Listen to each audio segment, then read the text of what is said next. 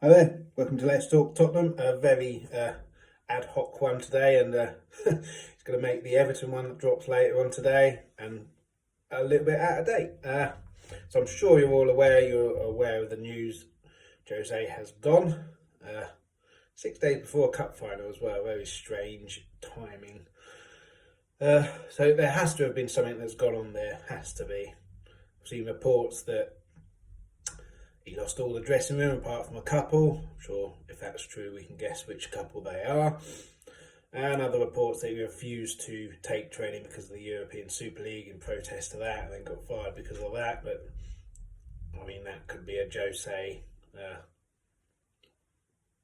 kind of saving face comment there, and rather than admitting that he's not been what we were promised and what we thought. But you know, it's the only club that he hasn't won anything with, and it's with Tottenham, and I predicted that at the start, and it's come true. Usually last 3 years, second year is successful, third year is where it all falls apart, and he's been here less than 2.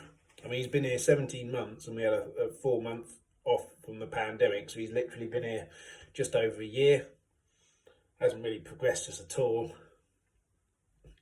I mean, I think Pochettino going was probably the right decision at the time because we needed a change. But in hindsight, the change hasn't really done that much. And I mean, Ryan Mason in charge. He's got one game against. I mean, maybe the timing is because they didn't want him to have, or whoever came in to have the first game against Man City in the cup final. So they've got a home game against Southampton first, and then that's the first game. But I think, from my point of view, you let Jose manage the cup final. If you're going to sack him after that. But come to the European Super League, which I'm still furious about, to be honest. I think Gary Neville was spot on, and you could see he was angry. I mean, my only issue with what he said is docking them points and everything like that. I think that will make their mind up even more to just go and do what they want. But the only way they can do it, if the Premier League don't agree to it and the FA don't agree to it, is to break away, and then the Premier League becomes like the Championship. It's not competitive anymore, and God knows what happens there. I mean, the whole point that the money from the top clubs filters down to the lower Premiership teams, then lower leagues and everything like that. This is all just greed and everything like. It's just, I mean, where does it stop? I think Bayern Munich and Borussia Dortmund and all teams in Germany refusing to do it, I think is a good stand. But, I think the FA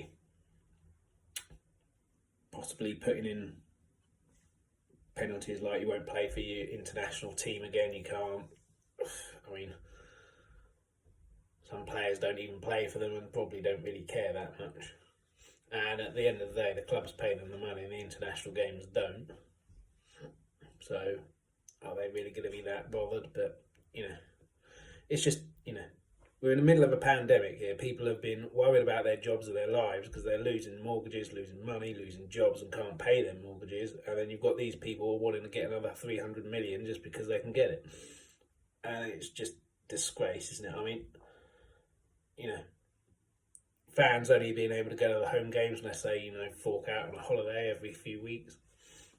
It's just a disgrace. So hopefully it doesn't happen, but I think at some point it's inevitable it will happen because money will talk, and that's how it goes. But I'll talk about it more after the Southampton game and Jose going as well, but it's just a quick one here to... obviously it's big news, so I didn't want to wait a week until it happened, but we will have the Everton game. Me and James Stark talk about the Everton game, and a lot of that is out of date now because we talk about the cup final and Jose and where we go from here and what he does, which is completely out of date now. But we recorded it, and it's just a waste to not put it on. So maybe watch that one first and then come back to this short one. But yeah, hit the like button before you go if you could. That'd be great. Any comments that you've got, suggestions, and please subscribe, and when you subscribe you'll obviously get notified when the Everton game podcast comes out. So until next time, come on you Spurs.